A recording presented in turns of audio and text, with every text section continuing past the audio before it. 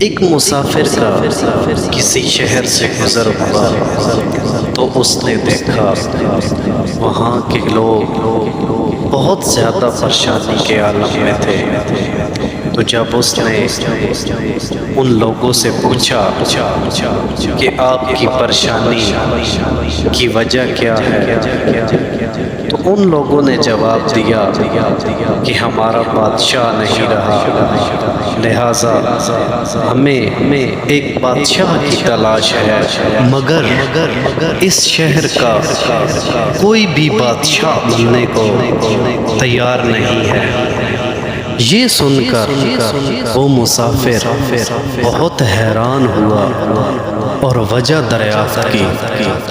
اس پر لوگوں نے اسے بتایا کہ جب بادشاہ بوڑھا ہو جاتا ہے تو ہم اس کو ایک جنگل میں چھوڑ آتے ہیں جہاں پر کھانے پینے کی اور رہائش کی کوئی سہولت میسر نہیں ہے۔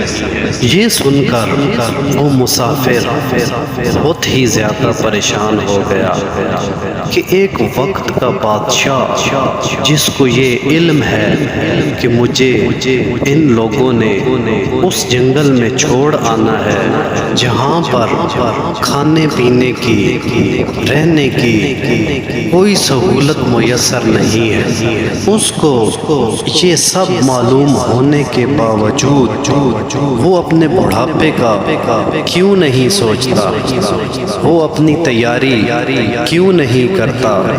ابھی وہ مسافر یہی سوچ رہا تھا کہ لوگوں نے انہیں بادشاہ بننے کا کہا، تو وہ مسافر مسکراتے ہوئے بادشاہ بننے کو تیار ہو گیا۔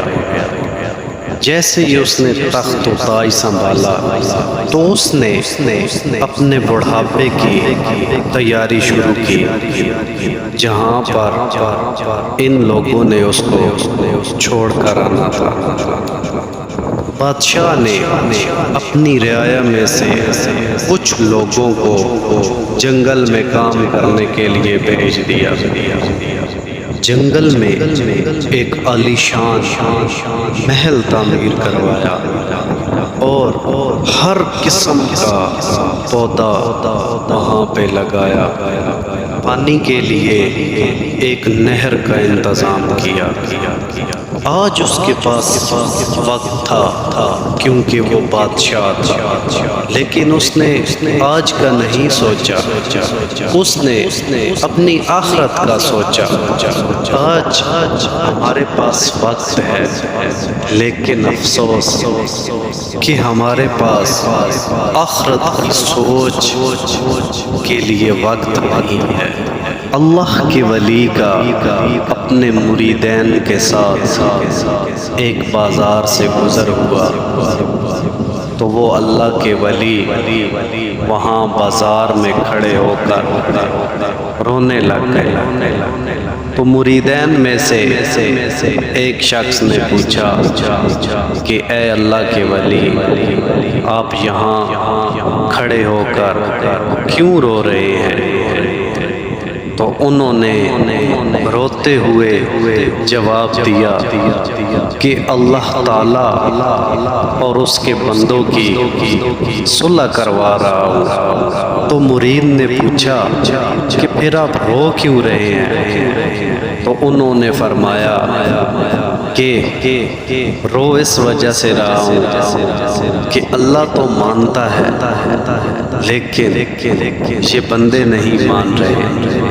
وہ تو کہتا ہے آ جا میری طرف، اب وقت ہے تیرے پاس، ویسے بھی ایک دن میری طرف ہی لوٹ کر آنا ہے، تو اچھا ہے کہ اب ہی میری طرف آ جا، میں تیرے سارے گناہ بخش دوں گا۔